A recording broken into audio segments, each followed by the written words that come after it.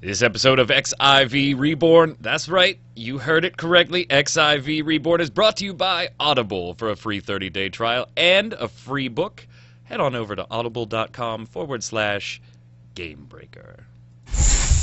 Gamebreaker TV.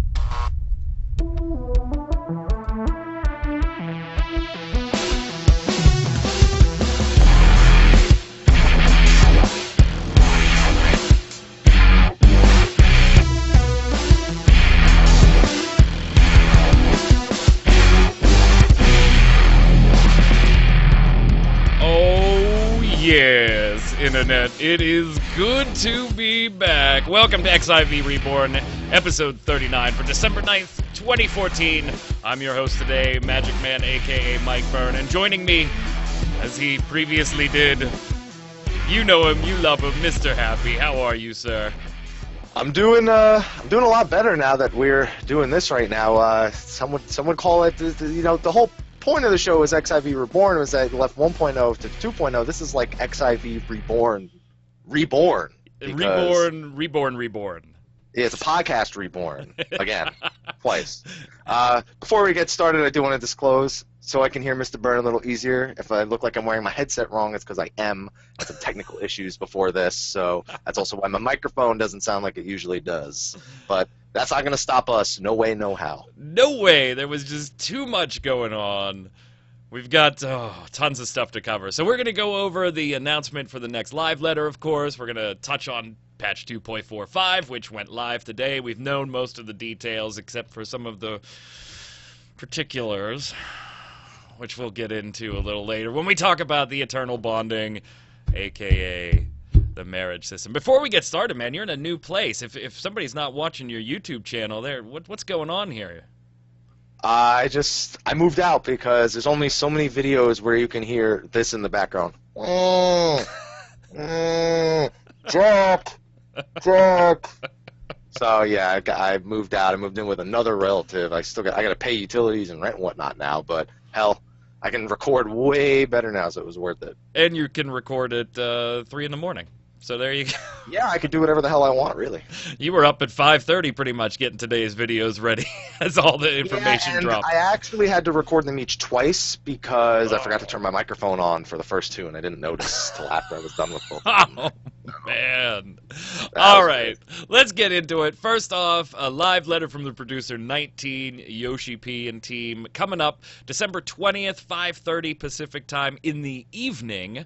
So the 21st, if you're on the other side of the world, totally kind of different time here. We're also going to have sound director Soken available to talk about music. They're going to touch on patch 2.45 and exploring that. The current patch just went live, a little more there.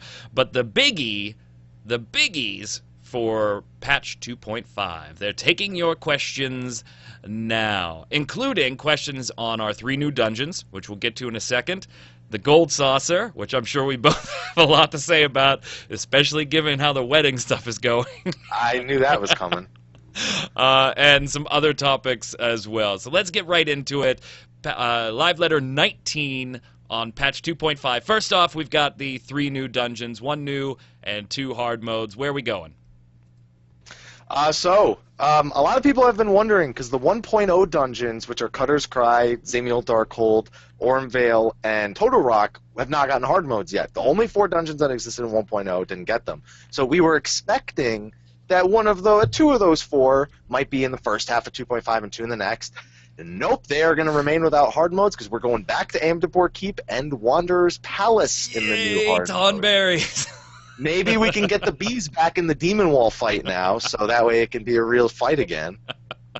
Yeah, the last time I ran Demon Wall, I don't even think we made it to the second floor phase. At this point, you wouldn't even make it to the point where the bees even spawn. No, not even close.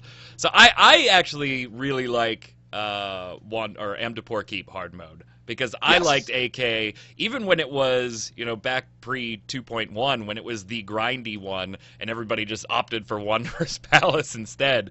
I still preferred AK. So I'm looking forward to a hard mode of a dungeon that, when it launched, was already a little harder than I think most people were anticipating. Yeah, I mean, the thing is, if there's anything we've learned about hard modes, is that it's not like other MMOs where they'll kind of make these dungeons equivalent to the previous raid to sort of give them a bit more purpose. These will most likely not be as hard as they were at launch. I mean, obviously everyone's got to take time, figure out the mechanics, but in general, these won't probably reach the same experience with the old one. I'm always excited to go to some place that involves Amdapor, just because it's a piece of the world we know very little about. Yeah, the story every time we go back there for anything just keeps getting better and better. I'd like to point out that recently Yoshi P said that Diabolos, who was the last boss of the Lost City of Amdapor, isn't actually dead. Yep. So he may return as a last boss here. I would prefer for him to return in a more threatening setting than a hard mode dungeon, since they've already done that with the Kraken where they used them twice. And I think that's where a lot of us want to go. We want to see that Diablos as a primal. Yeah, the thing, I mean, in the lore, he's not, like, that's not how it works, but he brought down an entire civilization. Yeah. That can't be understated. You know, Bahamut could have brought down an entire civilization, almost did. So if they're both sort of wreckers of their times, if he were to be at full power, I don't want him to be a hard mode dungeon boss. I want him to be a little bit more serious than that, but I won't throw out the possibility that he could possibly be the last boss man for Keep. I'm not going to rule that out. I'd like to see him as, if we're not going to go primal with the whole lore, as something like a Gilgamesh, a harder Gilgamesh fight, something a little meatier. Let this fight run wild for 10, 12 minutes instead of a 3-minute boss fight where once you have the doors down, it's not even a boss fight anymore. Once you understand the door mechanic. Yeah. Wanderer's Palace. Big thumbs up from me, too. I would like to see the 1.0 dungeons into a hard mode.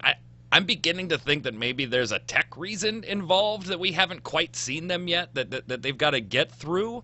But that's like me giving them the White Knight benefit of the doubt, because they were already totally revamped for the 2.0 launch. So why aren't they in the hard mode circles yet? Well, I considered Ormvale and Darkhold might wait until the expansion. They're in the Korthus area, therefore they're kind of in Ishgard's line of sight for things they may want to take control of and ensure that they can finally, after all this time, bring them back and use them for what they were originally designed to do. But Totorock and Cutter's Cry are on two totally different levels. I can't really assume why all these dungeons haven't gotten hard modes yet. There's no reason to think we won't get them in the future, but to me it's weird that they're now making a hard mode of a level 50 dungeon, something they haven't ever done before. They never made a hard mode of an already level 50 dungeon. So I'm curious to see if we'll see them in the expansion at all. I think we might, but that could just because they have grander plans for them as a whole. Who knows? That's something please look forward to it. Hi. That's all we got. Hi. I don't know. Cutter's Cry in particular to me was kind of like a...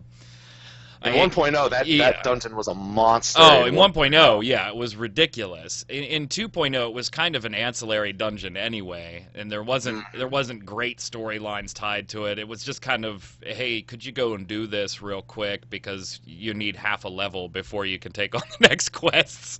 Yeah, pretty much. So I don't know. I like that the idea of the hard modes, the story is circling back with new stuff, and if there wasn't a lot of story there to begin with, maybe that's factoring into it too. Hopefully we'll see them in Heaven's Word, but that's, a good 4 to 6 months away. So we'll see what happens there. Bong! I don't know what that sound effect was. My headset, I forgot. If there's no sound coming out of my headset for 10 minutes, it shuts off. Because it's like power conserving, Right. Like, it's like, oh, you're not using this, so I'm gonna not work for you. But if I plug it in, it doesn't do that, so. New dungeon! This, I was very excited to see this. Yes. Keeper Go ahead. Of the Lake. Yes. Very cool. Very cool. And I could tell by the evil smile you have that you've already got some ideas. Well, Keeper of the Lake is something that we've known about since 2010 when 1.0 came out. If those of you haven't seen the 1.0 cinematic, the trailer before the game came out, you should go watch it. There's a big dragon in there called Midgardsormr, and he's not uncommon to the Final Fantasy series. He's gone by many names, but he's a dragon that basically gave his life to stop a Garlean invasion. Him and the dragons sent him off, but it cost him his life. And we have reason to believe that since he was of Gervanian descent, that he is going to be a major factor in Heaven's Word, potentially even the revival of Midgardsormr. So Keeper of the Lake is very likely a dungeon that goes through the airship that he brought down into the lake where he was overseeing. So if you go to Mordona right now, you'll see him wrapped around a giant airship. The name escapes me right now. This is very likely us going into that airship and climbing it. So I'm down for that, because this is probably going to be the dungeon. This is going to be most likely going to be a main story dungeon similar to Snowcloak. I can't imagine them just making this a side dungeon. And it's very likely going to have extremely crucial plot points going into Heavensward. So I'm excited about it on all facets, except that I'm tired of getting Dalamud Popatos, and I hope that the Garleans in there had no access to such things, because I don't want to see those anymore. Now, the other raid dungeon type stuff is Crystal Tower. We'll get to that in a second. It's been a while since we've done an episode. You actually changed a bunch of your raid stuff around. You swapped servers and new groups, and where are you at for those that maybe aren't following your YouTube? So I am now on Gilgamesh in the free company Death and Taxes. The long-standing just guild, if we're going to go way back in a World of Warcraft, back in the days of 40-man raids. Third place in the recent World Firsts? Yeah, they placed a third in the final coil for World Firsts. They also have a strong presence, a very strong presence right now in Guild Wars 2 and Star Wars: The Old Republic. So I'm very happy to be a part of Death and Taxes. I'm very happy that they had a spot for me on such a. It's not because I was just like, oh, I'm not going to get the raid at all this patch now because of my situation. And then they said, yeah, we got a spot. Come on over. And you've personally cleared Final Coil already. Yes, I have cleared Final Coil. And no story spoilers. No story spoilers. I've seen 2 monkfish drop when we have no monks in the raid. And it's looking like it's going to be one of those kind of patches. Now I'm waiting for Savage Final Coil. For those that are maybe not in the Final Coil rating, fear not. 2.5 will be capping off the Crystal Tower story, and it's been an exciting raid so far. I actually like the bosses in, and this is going back a little bit, in the second Crystal Tower, the Circus Tower. Yes. Better than I did in the original. And I kind of liked Phase 1. Phase 2 was amped it up for me, especially mechanics-wise. I thought some of them were very, very creative and a lot of fun to get around. And even if you were over-geared, still slightly deadly. You still had to play. And that's what I really liked about it. And I hope the final phase of Crystal Tower does the same thing. Where, yeah, you're probably going to out-DPS this shit if you've got the gear that you've been farming through 2.4 and 2.5, or 2.45. But there's still some mechanics you're going to have to watch out for. Yeah, and anybody who's played Final Fantasy III is just going to love looking at how they took the Final Fantasy III story and concluded it within Final Fantasy XIV. Because as much as it's borrowed from Final Fantasy III, as it should be considering what it is, they've done a good job of making you believe that this could have been something that Final Fantasy XIV was doing for the first time. You know, you don't have to have played Final Fantasy III to completely understand the Crystal Tower. It just gives you a greater appreciation of seeing how they've managed to make it fit. I gotta say, definitely looking forward. Yes. To Cloud. And it'll probably be item level 120 gear. I'm going to throw that. We always did predictions back in the day. Oh, yeah. I'm throwing out mine right there. Item level 120, easily. Definitely looking forward to some Cloud of Darkness. Yes. I want to see how this shakes out. It's going to be, I hope it's as epic as I envision it in my head. It probably won't be, right? I've got, like, the illusions of grandeur, but that's our delusions, whatever. We'll see what happens. Those will be good. Yeah, the cutscenes will be grand. We've got Gold Saucer as a topic in the live letter, too. So we know we've got at least 3 games, because that's been like the breaking point that Yoshi P has kept putting out there repeatedly. We don't want to do it till we have at least 3 games. We don't want to do it until we have at least 3 games. We're working. Chocobo Racing, Chocobo Racing, Chocobo Racing. Then we saw... That's the same game. Then we saw a few weeks ago Triple Triad. And everybody went, yes! And then everybody stepped back a little bit because they said, mobile integration? What? Uh-oh. What? Uh-oh. We all know what mobile integration means in these days and Well, ages. that would be great. I mean, if I could jump into some 14 triple triad on my cell phone while I'm out at the doctor's office or whatever I'm doing, that's great. That's great. So will they be linked? We don't know yet. We assume they will be linked in some way, but we don't know the particulars. But mobile app probably would not have been as scary as it is right now for me if it would have been announced 2 months ago. Yeah. 2 months ago, though, we got the cash shop, and now mobile integration totally scares the hell out of me with this one. Yeah, Booster packs, anybody? Yes, I see. Ever since the announcement of the Gold Saucer, I have said, I wonder if they're going to do booster packs. That has been a legitimate thing that I have brought up in the past, because I seriously consider it. The only thing is that app, Square Enix has a tendency of making a lot more apps for Japan than for North America, and considering that announcement was in Japan only, I'm questioning if we'd even see that app in North America at all. And if that's the case, then I can't imagine that they would go out of their way to do the booster pack things and make them Japanese only, you know? But I mean, regardless with whether or not it has mobile app integration, they could totally do booster packs. So I want to see, because they said that you're going to be able to challenge NPCs, you're going to be able to challenge real players. In the real Triple Triad, actually I'd say in the real Tetramaster, when you win, you get to take an opponent's card. I'm wondering if that's going to be a thing as well, or if they're going to make it a little bit more friendly to you can choose to wager a card or something along those lines. I would assume it's going to go that way. Yeah, I would assume you're going to get the option to friendly wager. Yeah, friendly wager. I think that's probably the way they'll go about it. It's just got to find out about those booster packs. I just hope it's as affordable as All the Bravest. I mean that. Wait, that's not affordable at all.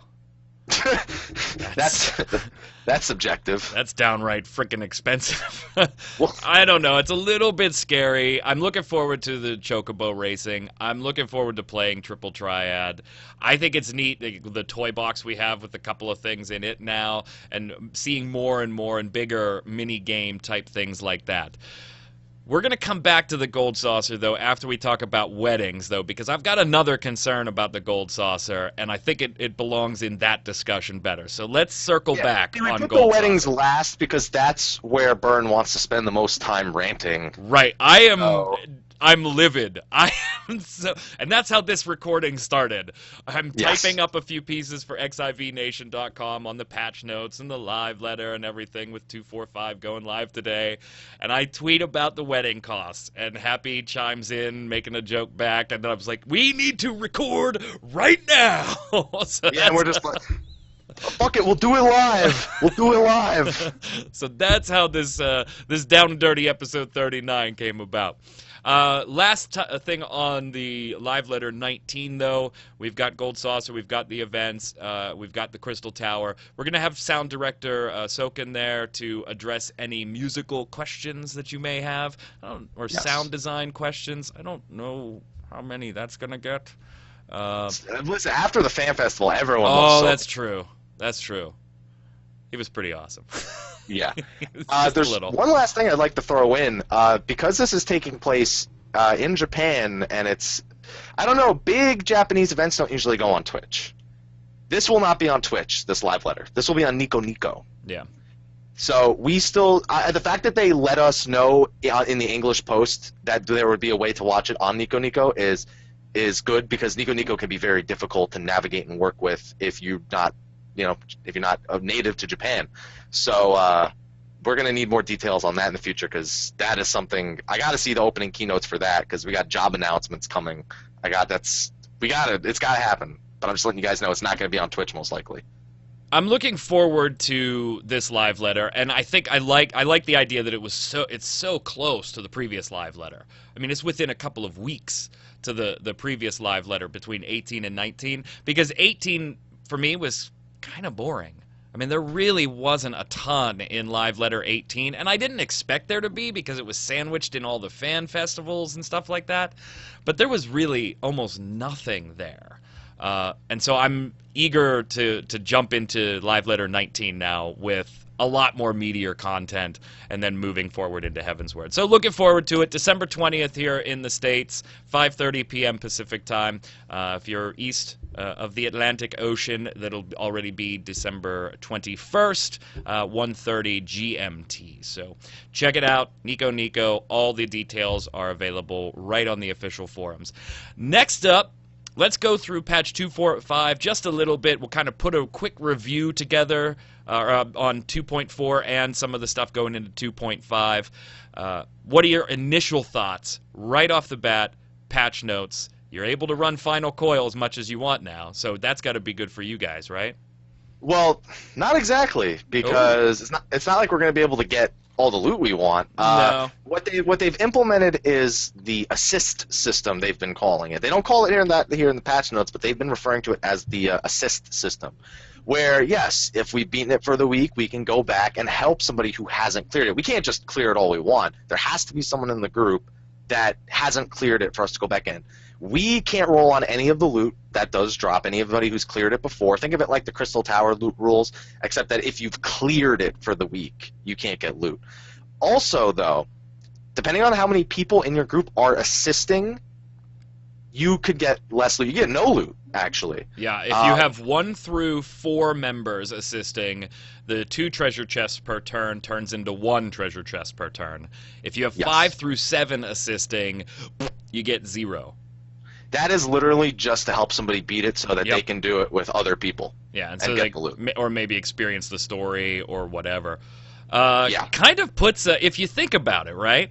Kind of puts a damper on the paid runs, doesn't it? I guess that depends, because first, I know a ton of groups that were planning on selling this when they heard about these. I knew there was no way it was going to be sellable. I knew there was no way they would let you do 7 and 1. Because if you were going to get 2 pieces of loot with 7 people assisting, carrying 1 person, then that would not only mean that people would sell the runs, but this is what people would do. They would make the 8 alts, and they would do an alt raid. They'd beat turns 10, 11, 12, and 13 with the alts. They don't really care about the loot. They'll get something. Then they would take 7 alts and run 1 person 10 through 13, second person 10 through 13. Basically, you would get a full coil's worth of loot per person for the raid. There's no way they were going to ever let that happen, so I'm not surprised at all. All this means is that you probably will never sell Final Coil unless you're selling your own lockout, because by the time Final Coil gets unlocked, we'll probably be in Heavensward, so it won't matter anyway. No one will be doing those kind of things.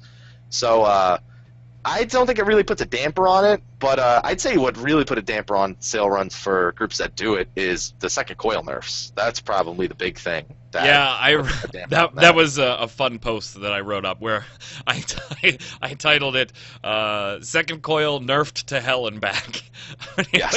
It got the nerf back. Okay, turn 8 really wasn't nerfed to hell and back. It was 6 and 7 that were nerfed to hell and back. Oh, they got killed. They got killed. Not only like the basic damage reduction and stuff like this, but petrify timers and, well, this ability isn't even going to one-shot you anymore. In fact, if you're a white mage, you can just stand in it. It doesn't matter.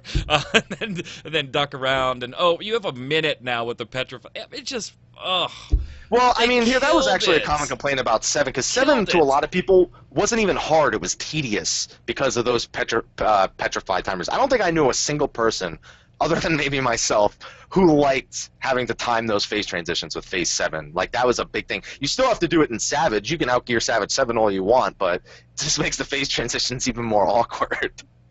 Oh man! Yeah, it got the nerf bad hard. So let's get back to the patch notes. Yes. We got the new Zodiac weapons as well. More quests. Well, and there's 6 of them too. So I'm guessing there's like a lot. I haven't actually logged in. All I've heard is that desynthesizing is actually a part of it now, and I expected that. As somebody with 99.3 desynthesizing, I can't say I'm too worried about that. But yeah, it just somebody who hasn't even screwed around with desynthesizing, I'm extremely worried about it. Listen, I doubt. Do you even have your Nexus? Is the first question. You got way more problems. I am so far behind on this quest because the grinding just absolutely bores me to tears. Like, I felt good when I got the 12 Atma well before that nerf, right? Yeah. I mean, I've had Atma forever. A couple of weeks after the Atma patch dropped, I was lucky enough, and I threw on Netflix and fate grinded myself into 12. That's how I recommend doing it. And that was great. I've gotten, I think, either 7 or 8 of the 9 they previously myth books completed. So that's where I'm at right now. I'm like on the verge of kicking into Animus and into the next phase.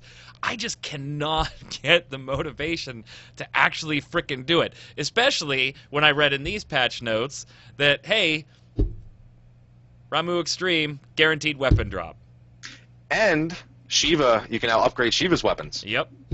To item level 115. 115. That kind of surprised me to begin with that they were item level 110, but it kind of made sense based on difficulty. But I'm glad to see they're going up to 115.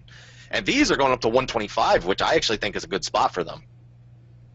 How relevant are they going to be come Heavensward? I think you've had 1 or 2 different videos where you speculate on this, and your initial inclination is pretty much 0. Which, if that's the case, if it's 0, then why the hell would I do these right now? Well, why the hell would you play any game, really? As soon as you start going seriously, into those what's my things. motivation to do it? It's like, okay, I know it's a grind, and if I'm willing to put the time into the grind to knock it out, with a payoff that only is going to serve me for anywhere from 3 to 6 months, what's the point? If I have other options that give me the gear that's necessary to beat everything that I'm going to encounter in the game for the next 3 to 6 months anyway, there's really no incentive to do it. Well, for right now, they serve an okay purpose. Right now, they're a weapon that is good until you beat turn 12 of the final coil. It's still a lot of work to get to there, but if you're caught up and you're not somebody who's going into the final coil, it sits just above the weapon you can get from turn 11 if you're the person to get the tombstone and you have the 1300 poetic saved up.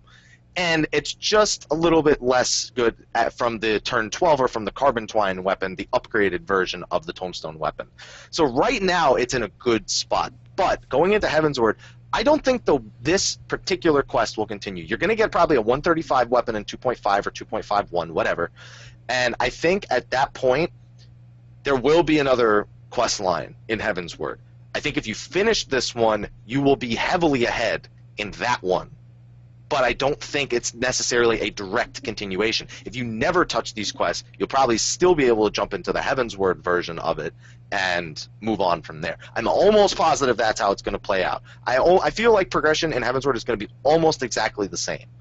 So, like, even just add a 1 into the item levels at the end of everything, and it's pretty much going to be the same. That's my guess for it. But it's a lot I don't see a reason to change the progression. I mean, as long as they keep up, this is the one thing I've been really happy with Final Fantasy XIV on, and you've expressed this, but the same happiness, but for a different reason on this one. I like that just as the big update is about to drop every single time, which usually happens pretty much on a 3-month cycle. We're getting a big drop, roughly. Sometimes a little sooner, sometimes a little later, but it's usually about a 3-month cycle. Boom, big patch.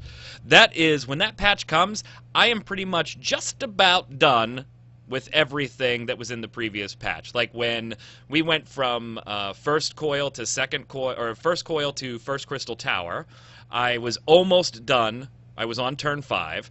Crystal Tower launched, of course, ran through that, upped some gear a little bit, and as the next patch dropped for to add the second coil in, I had completed turn 5 and was now ready for that when it came. Like, I'm right on par, and it's also the way the progression works in the game.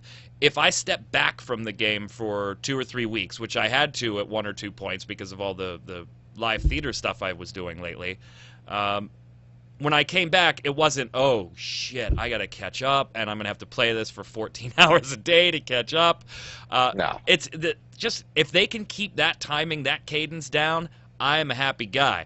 On your side, you're happy with it for the same reason, or for a different reason, though, because it actually allows you to step back from the game for a little bit. Yes. Because you knock the stuff out so fast after the patch comes, you can step back and throw up videos on Kingdom Hearts and whatever else that you're unboxing at the moment.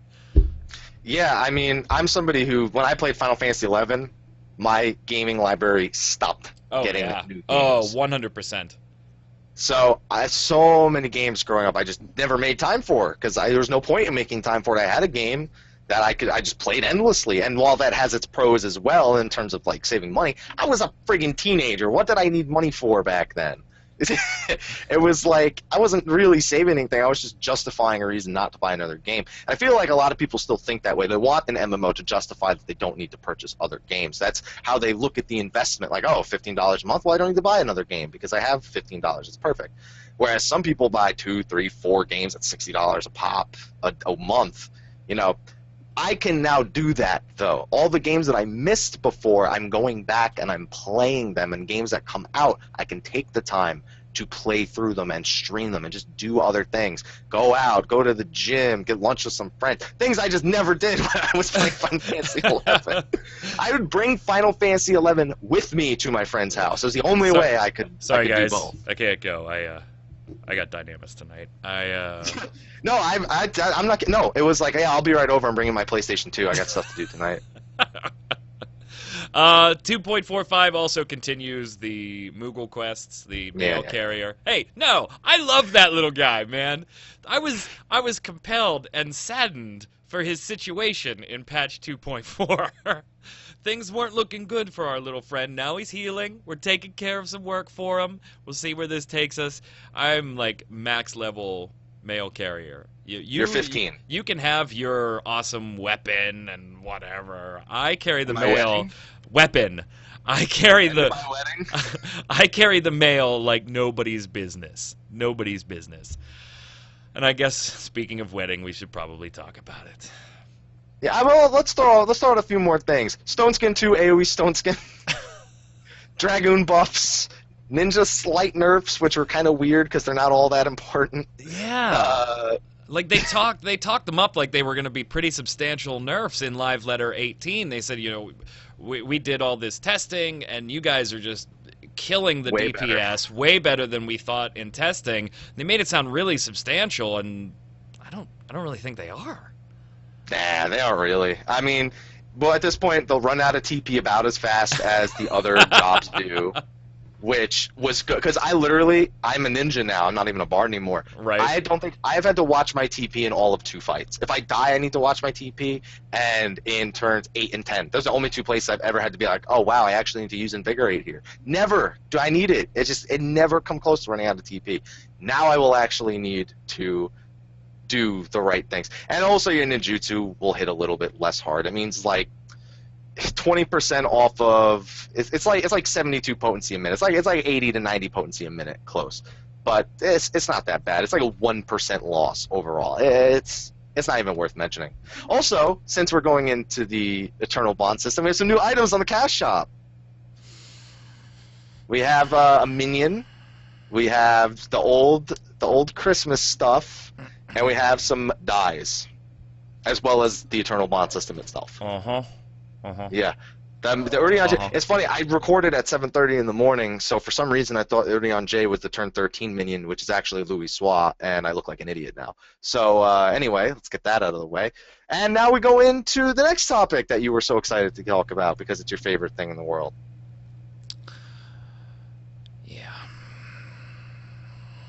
Before we talk about spending money in Square Enix, let's talk about spending money where it's actually worth it. Our sponsor today, Audible.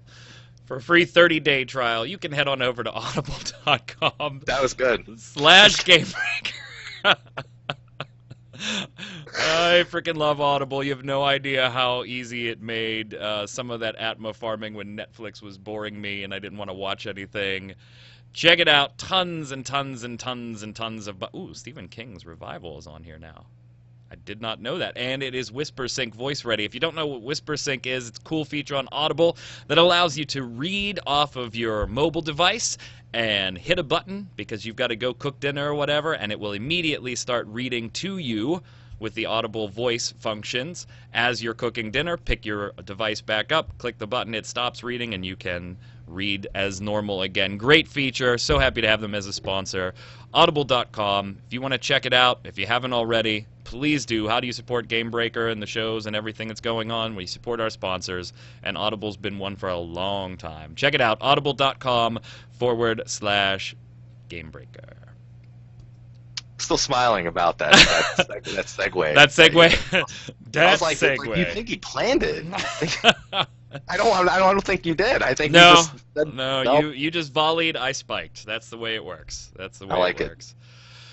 All right, so yeah, Cash Shop and Eternal Bond system, and we'll circle back to touch on Gold Saucer because of this system. I'm going to pull up the Eternal Bond site to check it out. If you haven't checked it out, definitely do so. It is a cool little site. The Square Enix does do a good job with these sister off-sites for the different patches and for the Eternal Bonding system. That's where the money goes. It goes into the websites. Oh, I hate you.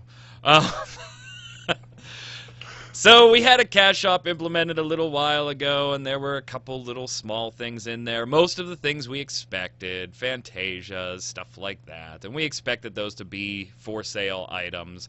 However, we segued into mounts and minions after that, and everybody kind of went, well, World of Warcraft does it, so if you don't like it, just don't buy them.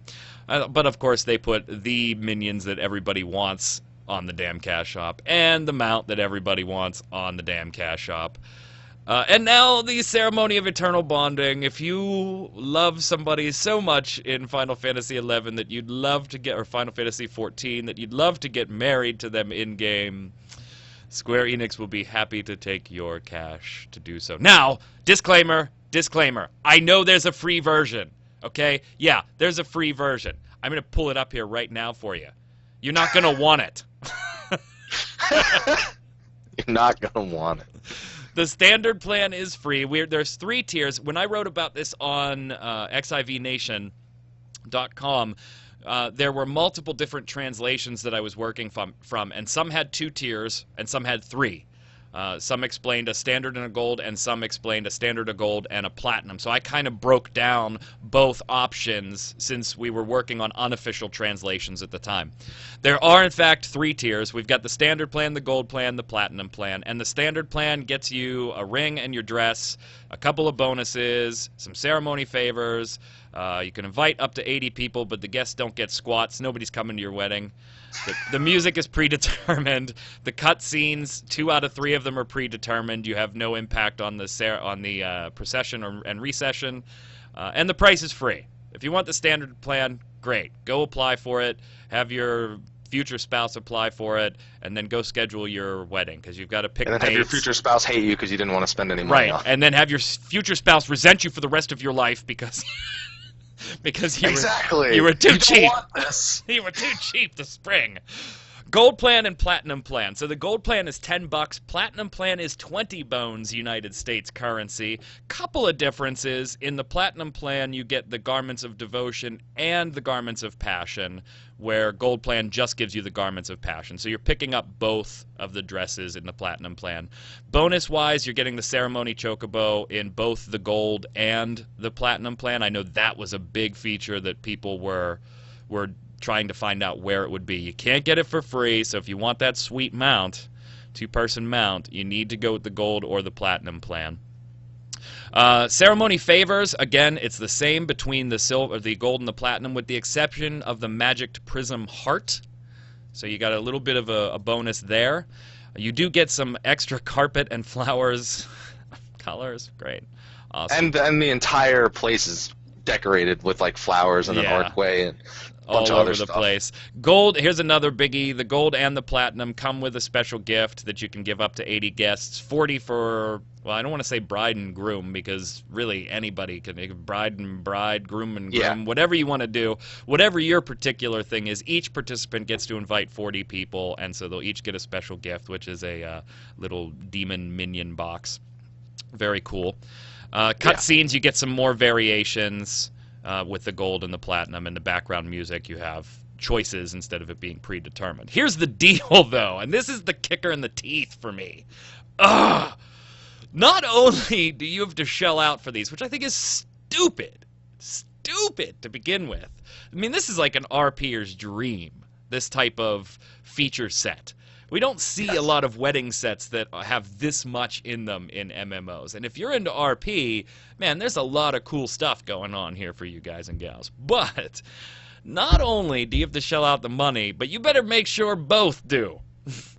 Because if Happy goes and buys the gold, and I go and buy the platinum, and Happy and I join in Final Fantasy... What are you spoiling the wedding for? Hey. What are you doing? Happy and I go to get married in 14. Guess whose plan takes preference? That's right, the least expensive purchased plan. I buy platinum, he buys gold. It's a gold wedding, baby. Which, oh my god, this is so infuriating to me. Infuriating. I hate the way the cash shop is going in Final Fantasy XIV. I can't put it any other way.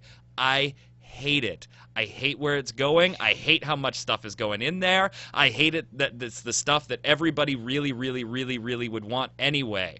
So it almost feels like a punch in the face a little bit for me paying a subscription and for paying it in 3 or 6 month blocks, which is the way I normally do it. I'm like, here, take my money for the next year, and stupid stuff like the stuff I would actually want. Minions, God, they know me.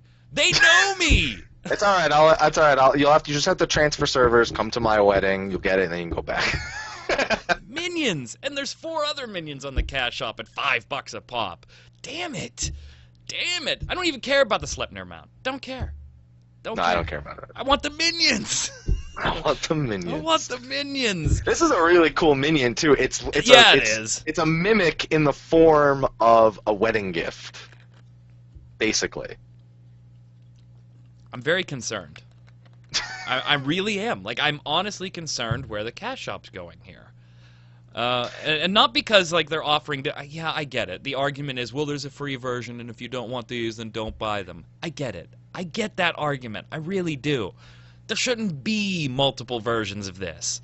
There shouldn't be... I can't even form coherent thoughts. I can't even do it. It's so infuriating to me that a subscription-based game that I paid for the box for, that they're not doing typical things that you see in other MMOs. You want these mounts from Blizzard? Okay, buy them. You don't want them? Don't buy them. And most of the time, not all the time, but a lot of the time when Blizzard introduces a new mount, most of that money's going to charity anyway. They're doing it as some type of other thing. I get that they want to make a little extra money. I get it. It's a company, they're a business, they need to make money. Totally understand that. That's why I gave you $60 for one box, $100 for another box, and $40 for another box. That's why I give you $15 a month for my account and $15 for my wife's account per month. That's why I will be buying Heavensward. 2 copies, at least. At least. You know how I am with the collector sets. Oh, yeah, I know. And Yoshi P made it a point to say, what we're going to do with this cash shop money is we're going to upgrade infrastructure and things like that, because I'm also sick of hearing we can't do that because servers. We can't do that because of server space and data storage. But we have no way to verify that. I mean, they're not going to come and be like, okay, we made $7,000 in the cash shop last month, and we purchased X, Y, and Z for the servers. They're not going to show us that, so we really don't have a way to verify it. This is terrible, and it just makes me very concerned about Gold Saucer. There's going to be a VIP Makote dancing room. I'm just calling it right now.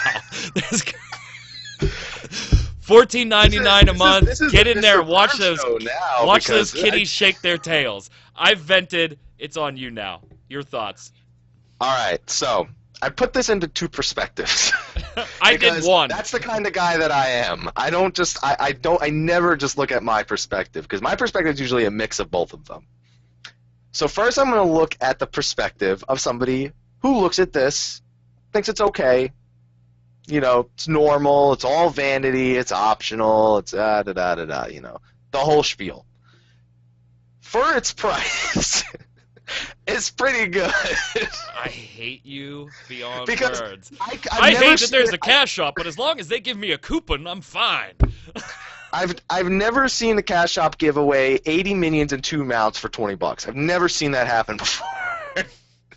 And I'm colorblind, so the rest doesn't matter to me. So, I've never seen that, because from what I understand, both people do get the ceremony chocobo. So you're essentially because paying. They're both paying the $20 for their package. Yes, no, the $10. So you could just for the $10 gold plan, yeah. Yeah, for the $10 gold plan. So the gold plan for me is basically just, you know, the person I'm marrying. It's more for them. You know, all the change in colors and everything. If they want the platinum, I'll do the extra $10. But you know, for me, the gold plan is pretty much just, if you just wanted, you know, to give away 80 minions and get 2 mounts, it's cheaper than the other mount. It's significantly cheaper than the other mount, and you get a whole ceremony out of it and all that junk. It's the platinum plan that I have a problem with mostly, because That is not $20 worth of stuff that is on there. It's heart prisms, a garment, and that's it. Are not worth $20 extra for me. But hey, you get to pick from 2 extra carpet and flowers. I'm colorblind. That literally holds zero value to me. But maybe your wife will think it's important. Oh no, she's picking everything. Because there's no way I'm being trusted with any of things that involves color. There's zero possibility of that. So like, the thing I have is not that for what's on the gold plan, for what it is, if you put it in terms of what a cash shop value is, without looking at other possibilities, the way it could have been in the game, it's $20 pretty cheap price. Platinum plan is a ripoff, but what should have happened, it should have been Gil. Yeah. Very easily. You could say that about anything in the cash shop. Could have been Gil, could have been a quest, could have been whatever. The odd thing is, I think that more people will do this now that it's on the cash shop than if it was Gil. Well, yeah, because everybody's still saving up for the oh-so-affordable personal housing that was supposed to be totally independent of free company housing prices. I'm sorry, was that bitterness? Let me take a drink. Let me take a drink of water. And that's another thing. Your bonded partner, if you do have a personal house, you can't give them permissions. Nope. They said that that's something that they're working on in the future because they're not sure how it would work. The thing is, like you just said, I don't think people would have been able to afford this if it costed Gil. Because they would have assumed a new hairstyle, new emote, new cake, a chocobo, you have a mount, you have 80 minions at most you got to pay for, you have the garments you actually got to buy, you got the ring you probably have to craft, the actual buying out and the time and the ceremony options, and then you'd have the different procession and ceremony recession. I honestly think that if this costed Gil, it would have been done even less.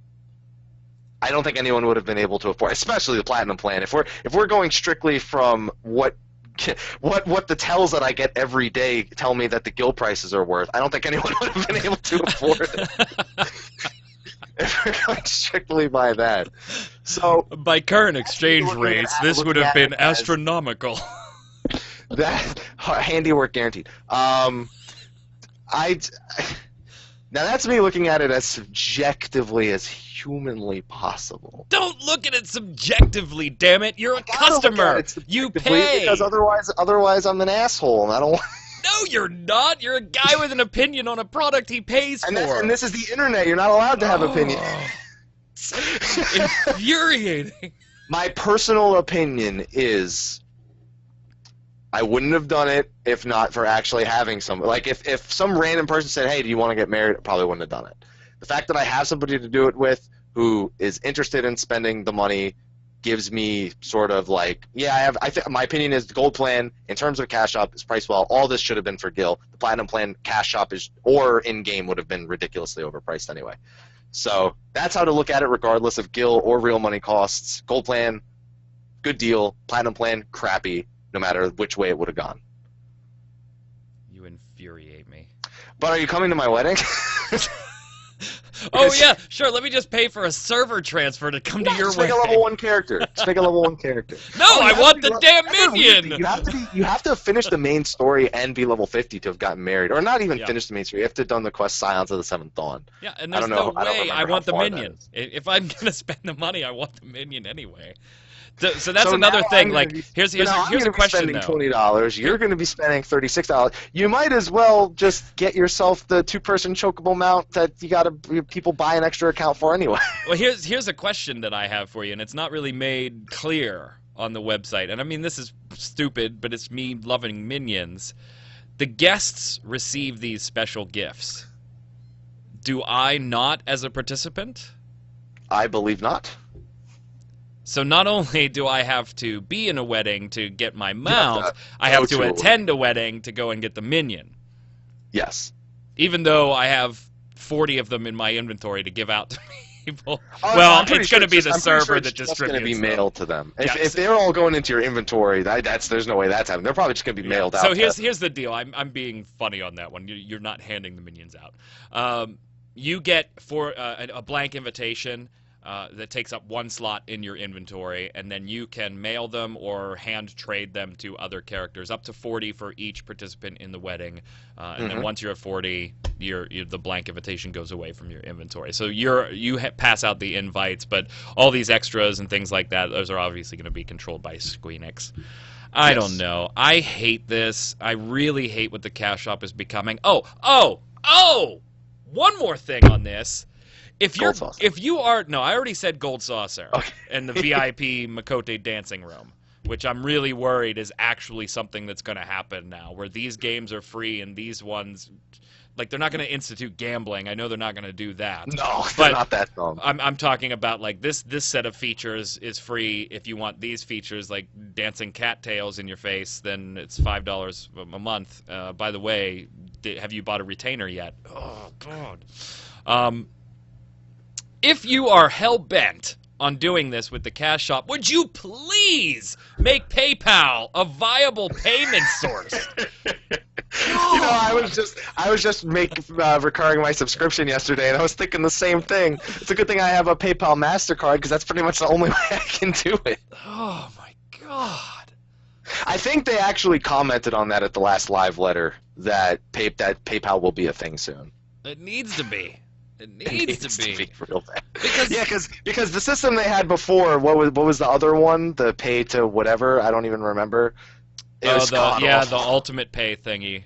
No, not even that. The other way they used to do the monthly subscriptions. They had a completely different function for the monthly subscription. You had to go through some sort of third-party website. I don't know. Oh, yeah. Yeah, that was a while ago. They partnered with them, but PayPal, no.